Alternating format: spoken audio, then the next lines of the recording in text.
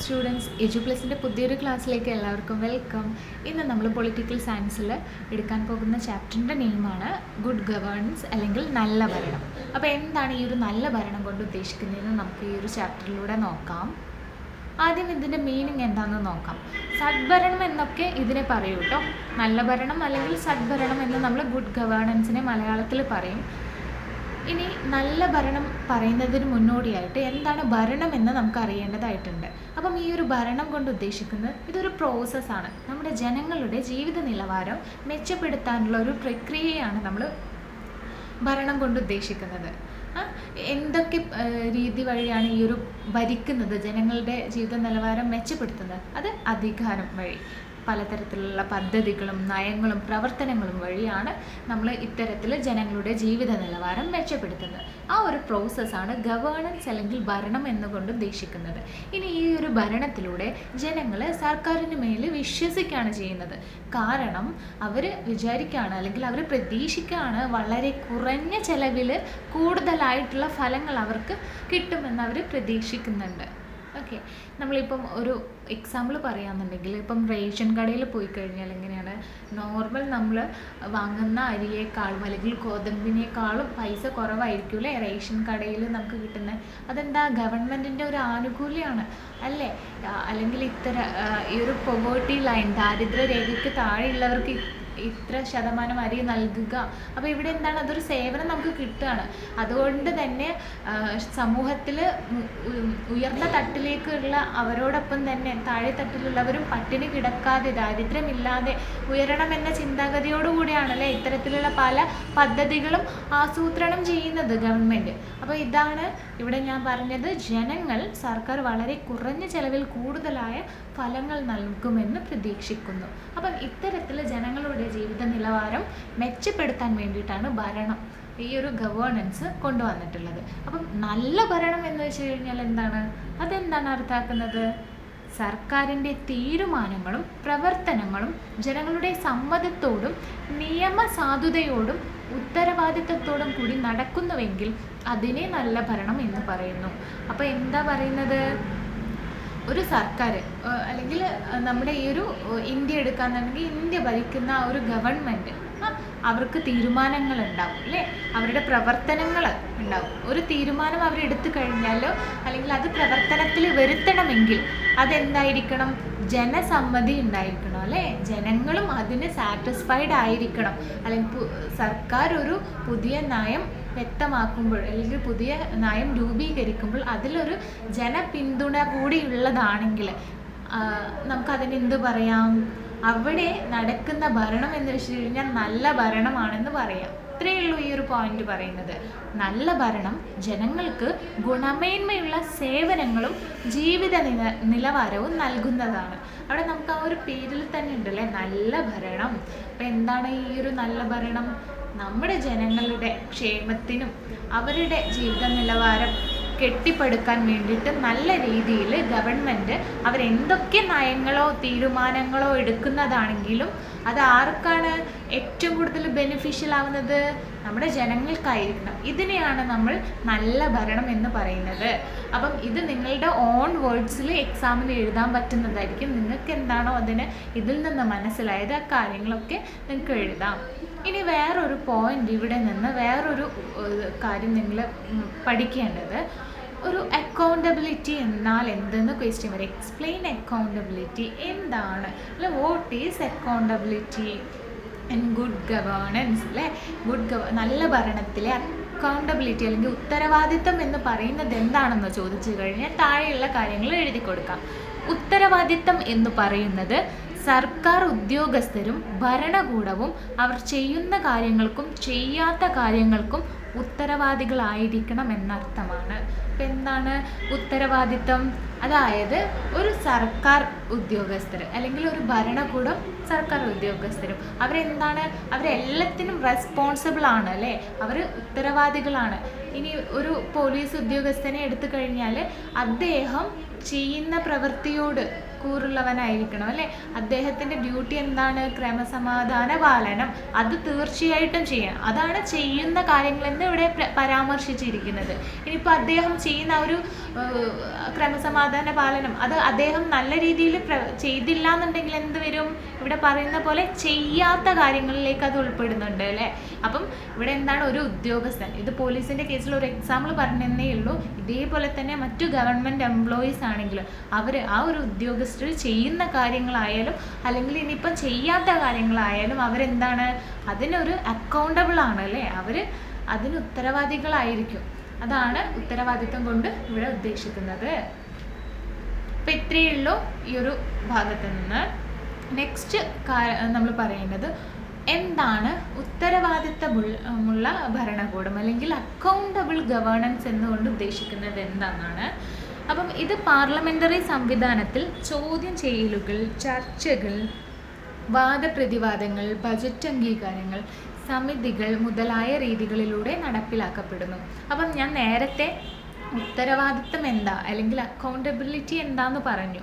അപ്പം ആ ഒരു കാര്യം തന്നെയാണ് നമ്മുടെ ഭരണത്തിലേക്ക് വരുമ്പോഴും എന്താണ് അക്കൗണ്ടബിൾ ഗവേണൻസ് അല്ലെങ്കിൽ ഉത്തരവാദിത്തമുള്ള ഭരണം എന്ന് പറയുമ്പോൾ എന്താണ് വരുന്നത്? അതായത് നമ്മുടെ പാർലമെൻ്ററി സിസ്റ്റം ഉണ്ട് അല്ലേ നമുക്ക്. അപ്പം അതിലൂടെ നമ്മൾ നല്ല രീതിയിൽ എന്താണ് ഭരണം കാഴ്ചവെക്കുന്നുണ്ടെന്ന്, അല്ലെങ്കിൽ അതിലെന്തെങ്കിലും തെറ്റുകൾ ഉള്ളതാണെങ്കിൽ നമുക്ക് ചോദ്യം ചെയ്യലുകൾ, ചർച്ചകൾ, വാദപ്രതിവാദങ്ങളൊക്കെ നടത്താല്ലേ. ഇതിലൂടെയാണ് നമ്മൾ നല്ല രീതിയിൽ ഇത് നടപ്പിലാക്കപ്പെടുന്നത്, ഗുഡ് ഗവേണൻസ് നടപ്പിലാക്കപ്പെടുന്നത്. നമ്മളിപ്പം ഒരു കാര്യം ചെയ്യുന്നു, അപ്പം ഞാൻ പറയുന്ന ഒരു കാര്യങ്ങൾ ബാക്കിയുള്ള ചിലർ അത് ഓപ്പോസിറ്റ് ചെയ്യും. കാരണം ഞാൻ ചെയ്യുന്ന കാര്യങ്ങൾ നല്ലതല്ല എന്ന് പറയുന്നൊരു വിഭാഗം ആൾക്കാരുണ്ട്. ഇനിയിപ്പോൾ ഒരു വിഭാഗം ആൾക്കാർ അത് നല്ലതാണെന്ന് പറയുന്നുണ്ട്. അപ്പം ശരിക്കും നമുക്ക് എന്താണ് ഈ നല്ലതല്ല എന്ന് പറയുന്ന ആൾക്കാർ അവരുടെ കൂടെ കാര്യങ്ങൾ നമ്മൾ കേൾക്കണം, എന്നാലേ നമുക്ക് വീണ്ടും ഇമ്പ്രൂവ് ചെയ്യാൻ പറ്റത്തുള്ളൂ. ഇത്തരത്തിലുള്ള കാര്യം തന്നെയാണ് നമ്മുടെ നല്ല ഭരണം എന്നുകൊണ്ട് ഉദ്ദേശിക്കുന്നതും. അതായത് ഈ ഒരു പാർലമെൻ്ററി സംവിധാനത്തിൽ ചോദ്യം ചെയ്യലുകളും ചർച്ചകളും ഒക്കെ വഴിതിരിക്കുമ്പോൾ അവിടെ എന്താണ് ഇനിയും എങ്ങനെ നല്ല തോതിൽ നമുക്ക് ഭരിക്കാം എന്നതാണ് അവിടെ കാണിക്കുന്നത് കേട്ടോ.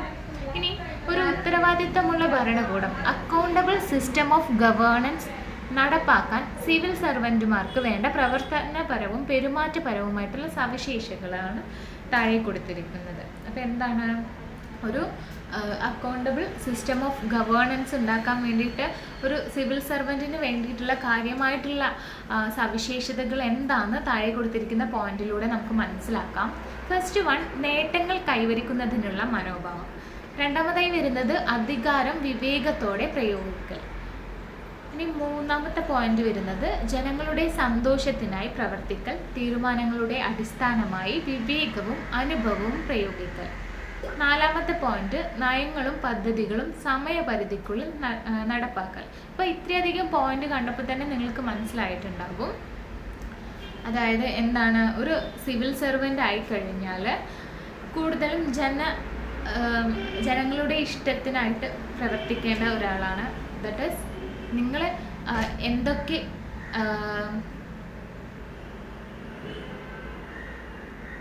ഒരു ജനം തീരുമാനം എടുത്തു കഴിഞ്ഞാൽ അത് ഗവൺമെൻറ്റിനെ അറിയിച്ചു കഴിഞ്ഞാൽ അത് നല്ല രീതിയിലുള്ളതാണെങ്കിൽ, ഒരു ജനം എന്ന് വെച്ച് കഴിഞ്ഞാൽ ഒരാളെന്നല്ല ഒരു ഗ്രൂപ്പ് ഓഫ് പീപ്പിൾ ആണല്ലോ വരുന്നത്. അപ്പോൾ അവരുടെ ഇഷ്ടത്തിന് അവരുടെ ജീവിത നിലവാരം മെച്ചപ്പെടുത്താനുള്ള രീതിയിലായിരിക്കണം ഈ ഒരു സിവിൽ സർവൻറ്റുമാർ പ്രവർത്തിക്കേണ്ടത്.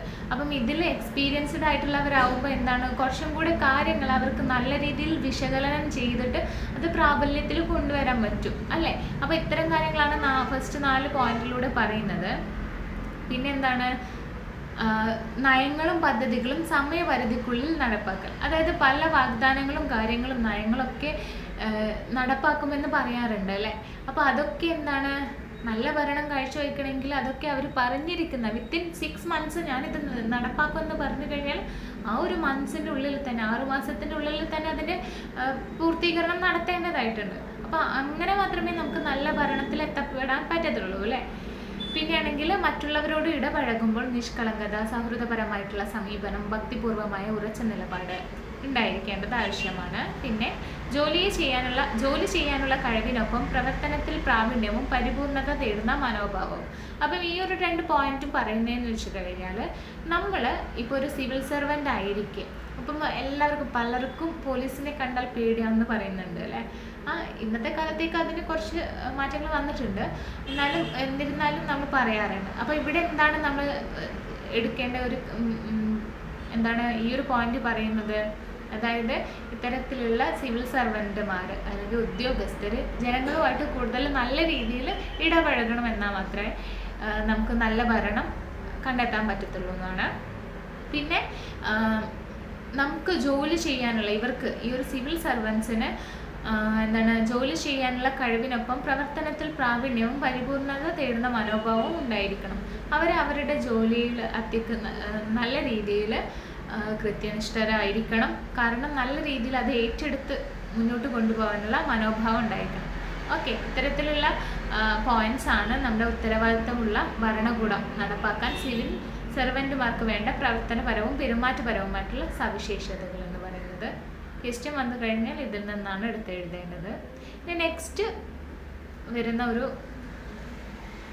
ഭാഗം സെക്ഷൻ എന്ന് വെച്ച് കഴിഞ്ഞാൽ, ഇനി ഈ ഒരു ഭരണകൂടത്തിലെ ഉത്തരവാദിത്തം അത് ഉറപ്പാക്കാൻ വേണ്ടിയിട്ട് സർക്കാർ സ്വീകരിച്ചിട്ടുള്ള നടപടികളാണ്. അതിനെക്കുറിച്ചിട്ടാണ് താഴെ പറയുന്നത്. മാനേജ്മെന്റ് ബൈ ഒബ്ജക്റ്റീവ് MBO അതിൻ്റെ ലക്ഷ്യത്തെ അടിസ്ഥാനമാക്കിയിട്ടാണ് ഇത് നടപ്പിലാക്കിയിട്ടുള്ളത്. അതിൽ പറയുന്നത് പോയിന്റ്സ് ഇവിടെ കൊടുത്തിട്ടുണ്ട്. പൊതുജനങ്ങളുടെ പരാതികൾക്ക് പരിഹാരം കാണുന്ന സംവിധാനം. പൊതുജനങ്ങളിൽ നിന്ന് എന്തെങ്കിലും പരിഹാരം പരാതികൾ കിട്ടിക്കഴിഞ്ഞാൽ അതിന് പരിഹാരം കാണണമെന്നുള്ള ഒരു സിസ്റ്റം നടപ്പിലാക്കണം. ഇതാണ് സർക്കാർ സ്വീകരിച്ച ഒരു നടപടികളിലൊന്ന്. പിന്നെ വരുന്നത് വിവരാവകാശത്തെ റൈറ്റ് ടു ഇൻഫർമേഷൻ അതിനെ അംഗീകരിക്കൽ. വിവരാവകാശത്തെ അംഗീകരിക്കൽ എന്ന് വെച്ച് കഴിഞ്ഞാൽ അതായത് നമുക്കുണ്ടല്ലോ ഒരു പൗരനായിരിക്കെ നമുക്ക് ഒരു ഗവൺമെൻറ് സ്ഥാപനത്തിലോ അല്ലെങ്കിൽ ഗവൺമെൻറ് ഭരിക്കുന്ന NGOs അല്ലെങ്കിൽ അവർ ഭരിക്കുന്ന വേറെ ഏതെങ്കിലും സ്ഥാപനങ്ങളോ ഇവയിൽ നിന്നൊക്കെ എന്തെങ്കിലും ഇൻഫർമേഷനോ കാര്യങ്ങളോ എങ്ങനെയാണ് അത് നടത്തിക്കൊണ്ട് പോകുന്നത്, അതിൻ്റെ ഘടന, ഇനി എത്ര ടൈം വരെയാണ് അത് നടത്തിക്കൊണ്ട് പോകുന്ന കാര്യങ്ങളൊക്കെ അങ്ങനെ തുടങ്ങിയിട്ടുള്ള ഇൻഫർമേഷൻ എന്തെങ്കിലും കിട്ടണം എന്നുണ്ടെങ്കിൽ അതിൻ്റെ ഫയലുകളോ റിപ്പോർട്ടുകളോ ഇലക്ട്രോണിക് ഇൻഫർമേഷനോ എന്നിവയൊക്കെ നമ്മുടെ ഈ ഒരു റൈറ്റ് ടു ഇൻഫർമേഷൻ ആക്ട് വഴി നമുക്കത് ചോദിച്ച് കിട്ടാൻ കഴിയുന്നതായിരിക്കും കേട്ടോ. ഇത് ഇനാക്ട് ചെയ്തിരിക്കുന്നത് 2005 ഈ ഒരു RTA റൈറ്റ് ടു ഇൻഫർമേഷൻ വന്നിട്ടുള്ളത്. അപ്പം ഇത് ജീവനും സ്വാതന്ത്ര്യവും സംബന്ധിച്ച കാര്യങ്ങളിൽ നമുക്ക് റൈറ്റ് ടു ഇൻഫർമേഷൻ പ്രാബല്യത്തിൽ കൊണ്ടുവരാം. ഇനി നെക്സ്റ്റ് പോയിന്റ് എന്ന് വെച്ച് കഴിഞ്ഞാൽ ഗവേണൻസ് ആണ്. ഗവേണൻസ് എന്ന് വെച്ച് കഴിഞ്ഞാൽ ഇലക്ട്രോണിക് ഗവേണൻസ്, ഇലക്ട്രോണിക്കലി അല്ലേ എങ്ങനെ ഭരണം നടത്താന്നുള്ള അത് സാങ്കേതിക വിദ്യയുടെ പ്രയോഗത്തിലൂടെയാണ് നമ്മൾ ഈ ഗവേണൻസ് നടപ്പിലാക്കുന്നത്. അപ്പം ഇത്തരത്തിലും നമുക്ക് നല്ല രീതിയിൽ ഗവേണൻസ് അല്ലെങ്കിൽ ഈ ഒരു സാങ്കേതിക വിദ്യയൊക്കെ പ്രയോജനപ്പെടുത്തുമ്പോൾ കൂടുതൽ കാര്യങ്ങൾ അപ് ടു ഡേറ്റ് ആയിരിക്കും അല്ലേ. ഈസി നമുക്ക് കാര്യങ്ങൾ ഹാൻഡിൽ ചെയ്യാൻ പറ്റും. കൂടുതൽ സർക്കാർ സ്ഥാപനങ്ങളിലൊക്കെ വലിയൊരു പോരായ്മ എന്ന് വെച്ച് കഴിഞ്ഞാൽ അത് ഫയല് കാര്യങ്ങളൊക്കെ കെട്ടിക്കിടക്കുകയാണ്. ഇനിയിപ്പോൾ ഒരു ഡിസാസ്റ്ററോ വല്ലതും വന്നു കഴിഞ്ഞാൽ അല്ലേ, എന്തെങ്കിലും പ്രളയം മറ്റു കാര്യങ്ങളൊക്കെ വന്നു കഴിഞ്ഞാൽ ഇത് ഇലക്ട്രോണിക്കലി നമ്മളത് സ്റ്റോർ ചെയ്ത് വെക്കുമ്പോൾ കുഴപ്പമുണ്ടാവുന്നില്ല, നമുക്കത് റിട്രീവ് ചെയ്യാൻ പറ്റും ആ ഒരു കാര്യങ്ങൾ. അല്ലെങ്കിൽ ഈ ഒരു ഫയല് കാര്യങ്ങളൊക്കെ വൺസ് അത് നശിച്ചു കഴിഞ്ഞാൽ നശിച്ചു പോയതാണ് അല്ലേ, അത് പിന്നീട് റിക്കവർ ചെയ്യാൻ പറ്റത്തില്ല. അപ്പോൾ ഇത് ഇങ്ങനെ വിവരസാങ്കേതിക വിദ്യയുടെ ഉപയോഗം കൂടെ വരുമ്പോഴേക്കും അത് കുറച്ചും കൂടെ നമുക്ക് പ്രോപ്പറായിട്ട് കമ്മ്യൂണിക്കേറ്റ് ചെയ്യാൻ പറ്റും, അല്ലെങ്കിൽ നല്ല രീതിയിലുള്ള ഭരണം കാഴ്ചവെക്കാൻ ഇതിലൂടെ സഹായകമാകുന്നതായിരിക്കും കേട്ടോ. ഇനി നെക്സ്റ്റ് വരുന്നത് അധികാരത്തിൻ്റെ ജനാധിപത്യവൽക്കരണം വിഘടനവൽക്കരണവുമാണ്. എന്താണ് ജനാധിപത്യവൽക്കരണം എന്ന് പറയുന്നത്? അത് നിങ്ങൾക്ക് അറിയാമായിരിക്കാം, എന്നാലും ഒന്ന് ചെറിയ രീതിയിൽ ഞാനതൊന്ന് ഡിസ്ക്രൈബ് ചെയ്യുന്നുണ്ട്. അതായത് ജനാധിപത്യവൽക്കരണം എന്ന് വെച്ച് കഴിഞ്ഞാൽ ജനങ്ങൾക്ക് അധികാരത്തിൽ പങ്കാളിത്തം നൽകുന്ന പ്രക്രിയയാണ് ജനാധിപത്യവൽക്കരണം കൊണ്ട് ഉദ്ദേശിക്കുന്നത്. അതായത് ജനങ്ങൾക്ക് അവകാശങ്ങളും സ്വാതന്ത്ര്യവും പിന്നാണെങ്കിൽ ചില തീരുമാനങ്ങളിൽ പങ്കാളികളാക്കുക എന്നതാണ് ജനാധിപത്യവൽക്കരണം കൊണ്ട് ഉദ്ദേശിക്കുന്നത്. ഒരു എക്സാമ്പിൾ പറയാന്നുണ്ടെങ്കിൽ യൂണിവേഴ്സൽ അഡൽട്ട് ഫ്രാഞ്ചൈസി, അതായത് ഇന്ത്യയിൽ എല്ലാവർക്കും വോട്ട് ചെയ്യാനുള്ള അവകാശം അല്ലേ, ഇതൊക്കെ ഒരു അധികാരവൽക്കരണത്തിൻ്റെ അണ്ടറിൽ വരുന്നതാണ്. ഇനി വിഘടനവൽക്കരണം എന്ന് വെച്ച് കഴിഞ്ഞാൽ ഡീസെൻട്രലൈസേഷൻ വരുന്നത്, അധികാരം കേന്ദ്ര സർക്കാരിൻ്റെ മാത്രം അടങ്ങി നിൽക്കാതെ സംസ്ഥാനങ്ങൾക്കും ജില്ലകൾക്കൊക്കെ പഞ്ചായത്തുകൾ തുടങ്ങിയിട്ടുള്ളവയ്ക്കൊക്കെ വിതരണം ചെയ്യുന്നതിനാണ് അധികാര വികേന്ദ്രീകരണം, വിഘടനവൽക്കരണം അല്ലെങ്കിൽ വിഘടനവൽക്കരണം എന്നൊക്കെ നമ്മൾ പറയുന്നത് കേട്ടോ.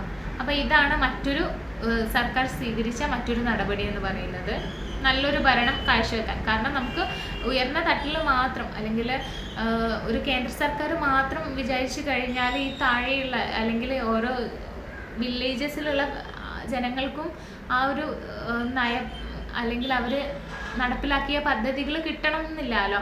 അപ്പം ഈ ഒരു അധികാര വികേന്ദ്രീകരണത്തിലൂടെ താഴെ തട്ടിലുള്ള ജനങ്ങൾക്കും അതിൻ്റെ ഒരു പദ്ധതിൻ്റെ എല്ലാ ബെനിഫിറ്റും കിട്ടുന്നതായിരിക്കും. പിന്നെ നെക്സ്റ്റ് പോയിന്റ് വരുന്നത് പിന്നാക്ക വിഭാഗങ്ങൾക്കും പ്രത്യേകിച്ച് സ്ത്രീകൾക്കും ശാക്തീകരണം വരുന്നത്, എംപവർമെൻറ്റ്. എന്താണ് പിന്നാക്ക വിഭാഗങ്ങൾ, SC ST OEC തുടങ്ങിയിട്ടുള്ള അല്ലെങ്കിൽ എക്കണോമിക്കലി വീക്കർ സെക്ഷൻസ് ഒക്കെ ഉണ്ടല്ലേ, അപ്പോൾ അവർക്ക് അത്തരത്തിലുള്ള വിഭാഗങ്ങൾക്ക് കാര്യങ്ങൾക്കൊക്കെ എന്താണ് കൂടുതലായിട്ടുള്ള ശാക്തീകരണം സൃഷ്ടിക്കപ്പെടുന്നുണ്ട്. സ്ത്രീകൾക്കും ജെൻസിനെ പോലെ തന്നെ ആണുങ്ങളെ പോലെ തന്നെ എന്താണ് സമൂഹത്തിൽ മുൻനിരയിലേക്ക് വരാനുള്ള ഒരു ഇതും ഇതിലൂടെ നേടിയെടുക്കാൻ കഴിയുന്നുണ്ട്. ഇനി ലാസ്റ്റ് പോയിന്റ് വരുന്നത് പൊതുമേഖലയും സ്വകാര്യ മേഖലയും തമ്മിലുള്ള ന്യായമായ മത്സരം, പിന്നെ വിവിധ നിയമങ്ങൾ, ചട്ടങ്ങൾ, നിയമാവലി എന്നിവയുടെ പുനഃപരിശോധന.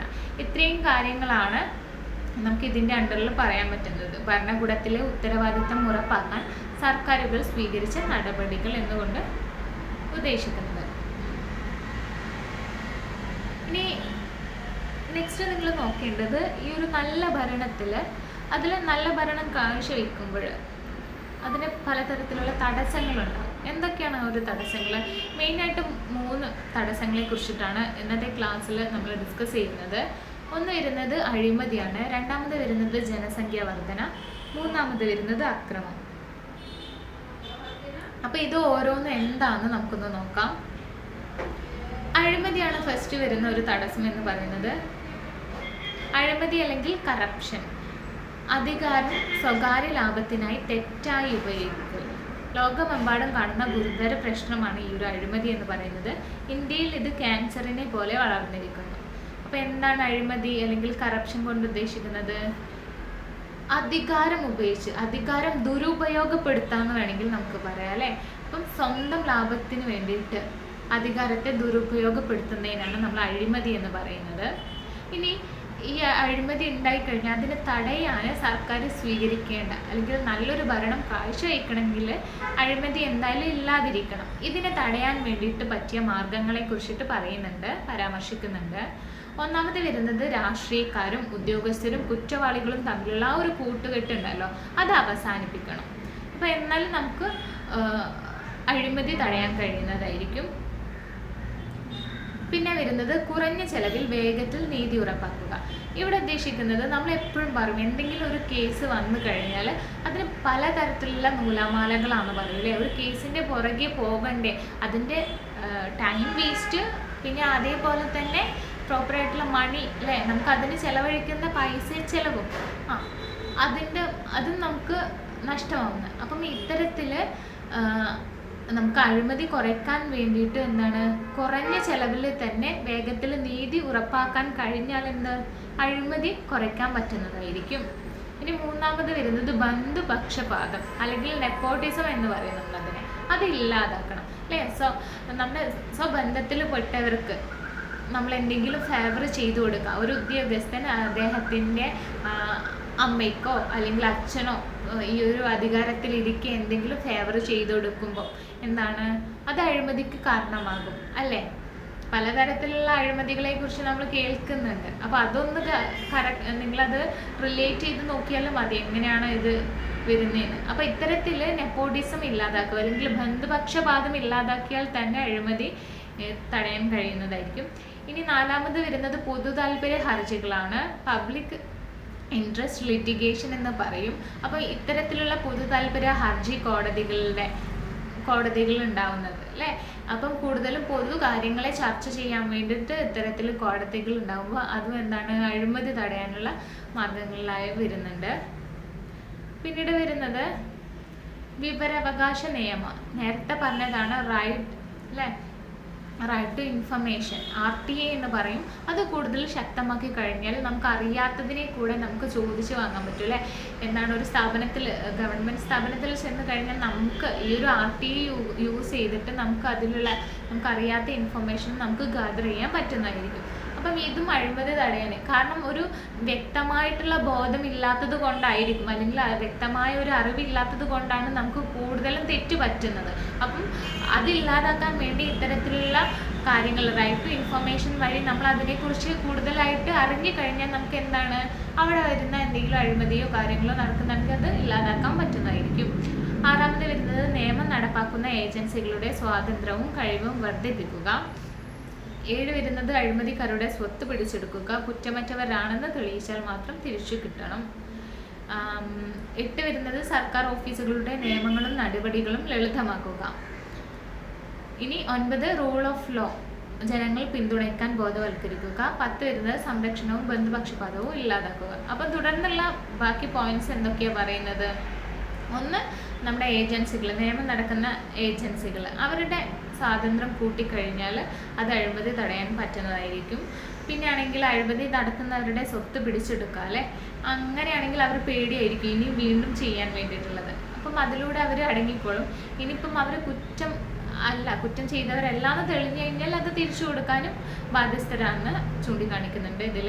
പിന്നെ സർക്കാർ ഓഫീസുകളുടെ നിയമങ്ങളും നടപടികളും കൂടുതലായി സിമ്പിളാക്കുക അല്ലെ, ലളിതമായിട്ട് അത് പരിപാലിച്ചു കൊണ്ടുപോകാനും പറയുന്നുണ്ട്. അങ്ങനെ അഴിമതി തടയാൻ പറ്റും.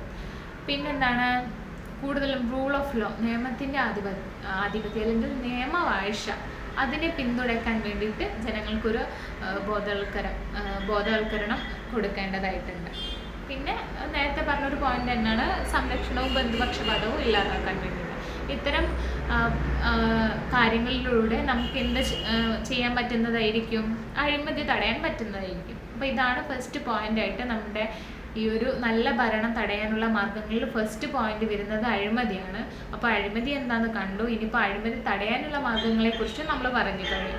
ഇനി നെക്സ്റ്റ് അതിൻ്റെ രണ്ടാമത്തെ തടസ്സം, നല്ല ഭരണത്തെ തടയുന്ന മറ്റൊരു കാരണം എന്ന് വെച്ച് കഴിഞ്ഞാൽ ജനസംഖ്യ വർധന അല്ലെങ്കിൽ പോപ്പുലേഷൻ ഗ്രോത്ത് ആണ്. നല്ല ഭരണം നിയമങ്ങൾ, നടപടികൾ, പദ്ധതികൾ മാത്രം നോക്കുന്നതല്ല, രാജ്യത്തിൻ്റെ സാമൂഹികവും സാമ്പത്തികവുമായ വിഭവങ്ങൾ എല്ലാവർക്കും ഗുണകരമായിട്ട് ഉപയോഗിക്കണം. അപ്പോൾ ഒരു നല്ല ഭരണം കൊണ്ട് എന്തൊക്കെയാണ്? പദ്ധതികളും നിയമ നടപടികളും അതിൽ മാത്രം ചുരുങ്ങി നിൽക്കുന്നതല്ല അല്ലേ. കാരണം നമ്മുടെ ഈ ഒരു രാജ്യത്തുള്ള ഏറ്റവും കൂടുതൽ വരുന്നത് ജനങ്ങളാണ്. അപ്പോൾ അവരുടെ സാമൂഹികവും സാമ്പത്തികവുമായിട്ടുള്ള സുരക്ഷിതത്വം ഉറപ്പാക്കുന്നത്, അല്ലെങ്കിൽ അവർക്കത് ഗുണകരമായിട്ടുള്ള ഉപയോഗിക്കാൻ കഴിയുന്നത് കൂടിയാണ് ഒരു നല്ല ഭരണത്തിൻ്റെ മറ്റൊരു സവിശേഷതയായിട്ട് ഇവിടെ പറയുന്നത്. അപ്പം ഇതിൽ ജനസംഖ്യ വർധന എങ്ങനെയാണ് തടസ്സമിടുന്നത് അല്ലെങ്കിൽ തടയപ്പെടുന്നത്? നമുക്കറിയാം, കറൻലി ഇത് നമുക്ക് ഇന്ന് ചൈനയേക്കാൾ മുകളിൽ പോപ്പുലേഷൻ കൂടിയിരിക്കുകയാണ്. 145 കോടിയോളം ആൾക്കാരുണ്ട് ഇന്ത്യയിൽ എന്നാണ് ഇപ്പോഴത്തെ റീസെൻറ്റ് കണക്കുകൾ പറയുന്നത്. അപ്പം ഈ ഒരു ഇതിൽ ഇന്ത്യയിലെ ജനസംഖ്യ സ്വാതന്ത്ര്യ സമയത്ത് 1947 ഏകദേശം 35 കോടിയാണ്. പക്ഷെ എന്നിരുന്നാലും ഇന്ന് അത് 130 കോടി മുകളിൽ വന്നിട്ടുണ്ട്. അപ്പം ഈ ഒരു ജനസംഖ്യ വർദ്ധിക്കുമ്പോൾ അതെങ്ങനെയാണ് നല്ല ഭരണത്തെ ബാധിക്കുന്നത്? ദാറ്റ് ഈസ് ഇവിടെ മൂന്നാമത്തെ പോയിന്റ് അതിനെക്കുറിച്ചിട്ടാണ് പറയുന്നത്. പ്രധാന ആശങ്ക ജനസംഖ്യയുടെ വേഗത്തിലുള്ള വർധനവ് രാജ്യത്തിൻ്റെ വികസനത്തിന് വലിയ വെല്ലുവിളി സൃഷ്ടിക്കുന്നുണ്ട് അല്ലേ. വിഭവങ്ങൾ എല്ലാവർക്കും തുല്യമായി എത്തിക്കുക കഠിനമായിട്ട് മാറാണ്. എന്താണ് ജനസംഖ്യ വർധന നമ്മുടെ ഈ ഒരു നല്ല ഭരണത്തെ ബാധിക്കാൻ കാരണം? അതായത് എല്ലാവർക്കും പോപ്പുലേഷൻ കൂടുന്നതിനനുസരിച്ച് അവർ യൂസ് ചെയ്യേണ്ട വിഭവങ്ങൾ അല്ലേ, അവർക്ക് എത്തിക്കേണ്ട വിഭവങ്ങൾ എല്ലാവർക്കും തുല്യമായി എത്തിക്കാൻ കഴിയാതെയായി വരുമ്പോൾ അവിടെ എന്താണ് ആ ഒരു റിസോഴ്സിൻ്റെ ഷോർട്ടേജ് നേരിടേണ്ടി വരുന്നുണ്ട്. അപ്പോൾ ഇതും നമ്മുടെ ഈ ഒരു നല്ല ഭരണത്തിൻ്റെ ഒരു തടസ്സമായിട്ട് നമുക്ക് പറയാം കേട്ടോ, ജനസംഖ്യ വർധന. ഇനി നെക്സ്റ്റ് വരുന്നത് അക്രമങ്ങളാണ്, കൾച്ചർ ഓഫ് വയലൻസ്. നിയമവിരുദ്ധമായി ബലം പ്രയോഗിക്കുന്നത് അല്ലെങ്കിൽ ലോ ആൻഡ് ഓർഡർ പ്രശ്നങ്ങൾ വരുന്നത്. ലോ ആൻഡ് ഓർഡർ പ്രശ്നം എന്ന് വെച്ച് കഴിഞ്ഞാൽ എന്താണ്? ഒരു ലോ ആൻഡ് ഓർഡർ എപ്പോഴാണ് കൊടുക്കുന്നത്? അല്ലെങ്കിൽ ലോ ആൻഡ് ഓർഡർ എന്ന് വെച്ച് കഴിഞ്ഞാൽ അതായത് ഒരു രാജ്യത്തെ നിയമം ശരിയായി നടപ്പാക്കുകയും പൊതുജനങ്ങളിൽ സമാധാനവും സുരക്ഷയും ശാന്തി നിലനിർത്തുകയൊക്കെയും ചെയ്യുന്ന അവസ്ഥയിലാണ് നമ്മൾ നിയമവും ക്രമവും അല്ലെങ്കിൽ ലോ ആൻഡ് ഓർഡർ എന്ന് പറയുന്നത്. അപ്പം ഇതിൻ്റെ ഉള്ളിൽ പ്രവർത്തിക്കുന്നത് ആരൊക്കെയാണ്? പോലീസ്, കോടതി, ഭരണകൂടം എന്നിവയൊക്കെയാണ് പ്രധാനമായിട്ട് ഈ ഒരു ലോ ആൻഡ് ഓർഡറിൽ പ്രവർത്തിക്കുന്ന അംഗങ്ങൾ കേട്ടോ. ഇപ്പം ലോ ആൻഡ് ഓർഡർ എക്സാമ്പിൾ പറയാമെന്ന് വെച്ച് കഴിഞ്ഞാൽ നമ്മളൊക്കെ ഇപ്പം തെരുവിലൂടെ അല്ലെങ്കിൽ നഗരങ്ങളിലൂടെ ഇങ്ങനെ നടന്നു പോകുന്നുണ്ട് കലാപം ഒന്നുമില്ലാതെ. അപ്പം ഇതെന്തുകൊണ്ടാണ്? ജനങ്ങൾക്ക് സുരക്ഷിതമായിട്ട് ജീവിക്കാൻ കഴിയുന്നത് ഈ ഒരു ലോ ആൻഡ് ഓർഡർ ഉള്ളത് കൊണ്ടാണ് അല്ലേ. ഇപ്പം നമ്മൾ എന്തെങ്കിലും തെരുവിൽ എന്തെങ്കിലും ഇത് കളിച്ചു കഴിഞ്ഞാൽ പോലീസ് വരും, കസ്റ്റഡിയിൽ എടുക്കും, പിന്നെ കോടതിയിലേക്ക് പോകേണ്ടി വരും എന്നൊക്കെ ഒരു ബോധമുണ്ട്, അല്ലെങ്കിൽ അങ്ങനെ ഒരു റൂൾ ഉള്ളത് കൊണ്ട് എന്താണ് എല്ലാവരും അത് ചെയ്യാൻ മടിക്കുന്നതാണ് അല്ലേ. അപ്പം അതാണ് ലോ ആൻഡ് ഓർഡർ എന്ന് പറയുന്നത്. അപ്പം ഈ ഒരു ലോ ആൻഡ് ഓർഡറിൽ പ്രശ്നങ്ങൾ സൃഷ്ടിക്കപ്പെടുമ്പോൾ വലിയ പ്രതിഷേധങ്ങളോ അക്രമങ്ങളോ ഒക്കെ ഉണ്ടാക്കുമ്പോഴാണ് നമുക്ക് എന്താണ് അക്രമം എന്ന് പറയാൻ പറ്റുന്നത്. ഓക്കെ, അപ്പം ഇവിടെ ഉദാഹരണങ്ങൾ പറഞ്ഞിട്ടുണ്ട്. ഈ ഒരു അക്രമങ്ങളിൽ വരുന്നത് എന്താണ്? പണിമുടക്കുകൾ, കലാപങ്ങളൊക്കെ വരുന്നത്. പിന്നാണെങ്കിൽ ഭീകരാക്രമണ പ്രവർത്തനങ്ങൾ, ടെറർ അറ്റാക്സ് വരുന്നത്.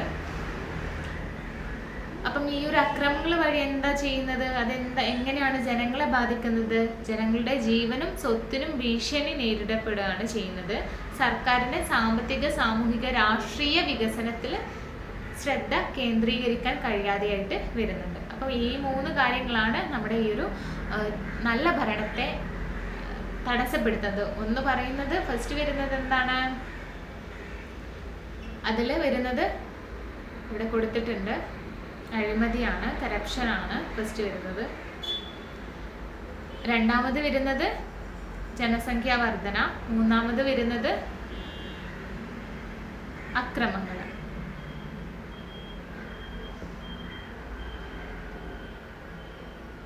ഇനി അവസാന ഭാഗങ്ങളിലേക്ക് നമ്മൾ കിടക്കുകയാണ് ഈ ചാപ്റ്ററിൻ്റെ. ജനങ്ങളുടെ പങ്കാളിത്തം അല്ലേ. നല്ല ഭരണത്തിന് വേണ്ടിയിട്ട് ജനങ്ങൾ എന്തൊക്കെ പങ്കാണ് നൽകുന്നത്? ഇതിൽ പോയിന്റ്സ് കൊടുത്തിട്ടുണ്ട്. ഒന്ന് ജസ്റ്റ് വായിച്ചു പോകാൻ പറ്റുന്നതേ ഉള്ളൂ, നിങ്ങൾക്ക് പെട്ടെന്ന് മനസ്സിലാക്കിയെടുക്കാൻ പറ്റും. ജനങ്ങളുടെ പങ്കാളിത്തത്തിന് ഭരണത്തിൽ കൂടുതൽ പ്രാധാന്യം നൽകുന്നുണ്ട്. തീരുമാനങ്ങളിലും നടപ്പിലാക്കലിലും ജനങ്ങൾ പങ്കാളികളാക്കണം. ജനങ്ങളുടെ പങ്കാളിത്തത്തിൻ്റെ ഗുണങ്ങൾ ബ്യൂറോക്രസിയിലെ കാര്യക്ഷമതയില്ലായ്മ ചെക്ക് ചെയ്യാൻ പറ്റുന്നതായിരിക്കും. ഇനി മൂന്നാമത് വരുന്നത് ഭരണത്തെ സമയബന്ധിതമായി പ്രവർത്തിക്കാൻ പ്രേരിപ്പിക്കുന്നു. ഉത്തരവാദിത്തമുള്ള ഭരണകൂടം ഉണ്ടാകും. അപ്പം നമ്മൾ എന്ത് കാര്യം ചെയ്യുന്നതാണെങ്കിലും എന്താണ്, ഒരാള് നമ്മളിപ്പോൾ ക്യാമറ ഒക്കെ നോക്കുന്നുണ്ട് അല്ലെ, നിരീക്ഷണ ക്യാമറകൾ. അപ്പോൾ ഒരു നിരീക്ഷണ ക്യാമറ അല്ലെങ്കിൽ CCTVൻ്റെ ഉള്ള ഒരു റൂമിലേക്ക് നിങ്ങളെ കൊണ്ട് ഇരുത്തി വെച്ച് കഴിഞ്ഞാൽ നിങ്ങൾ എപ്പോഴും ബോധേഡാണ് അല്ലേ, ഒരാൾ നമ്മളെ നോക്കാനുണ്ടെന്ന്. അതേപോലെ തന്നെയാണ് ഈ ഒരു നല്ല ഭരണകൂടവും. സെയിം എക്സാമ്പിൾ നിങ്ങൾ നോക്കിയാൽ മതി. കാരണം ഈ ഒരു CCTV ക്യാമറ ആയിരിക്കണം ജനങ്ങൾ. ഇനി ഇതിൻ്റെ ആ ഒരു റൂമിനുള്ളിൽ ഇരിക്കുന്ന ആരാണോ അവരായിരിക്കണം ഭരണകൂടം എന്ന് പറഞ്ഞാൽ. കാരണം ഈ ഒരു ഭരണകൂടം എപ്പോഴും ബോധേഡാണ്. കാരണം ഇവരെ നിരീക്ഷിക്കാൻ അല്ലെങ്കിൽ ഇവരുടെ എന്ത് കാര്യങ്ങളിലും കൈകടത്താൻ ആരുണ്ടാകും? ജനങ്ങളുണ്ട് അല്ലേ. അപ്പം ഇത്തരത്തിൽ ജനങ്ങളുടെ ആ ഒരു ജനങ്ങളുണ്ട് എന്നുള്ള ആ ഒരു ബോധം നിലനിൽക്കുന്നത് കൊണ്ട് തന്നെ അല്ലെങ്കിൽ അവരുടെ ആ ഒരു ക്ഷേമത്തിന് വേണ്ടിയിട്ടായിരിക്കും ഭരണകൂടം പ്രവർത്തിക്കുന്നത് അല്ലേ. അപ്പം എന്ത് പുതിയ കാര്യങ്ങൾ നടപ്പിലാക്കുന്നതാണെങ്കിൽ അത് സമയബന്ധിതമായിട്ട് പ്രവർത്തിക്കാൻ ഇതിനെ പ്രേരിപ്പിക്കുന്നുണ്ട്. കൂടാതെ എന്ത് തീരുമാനം എടുക്കുന്നതാണെങ്കിലും അത് നടപ്പിലാക്കുന്നതിനും ജനപങ്കാളിത്തം ചോദിക്കുന്നുണ്ട്.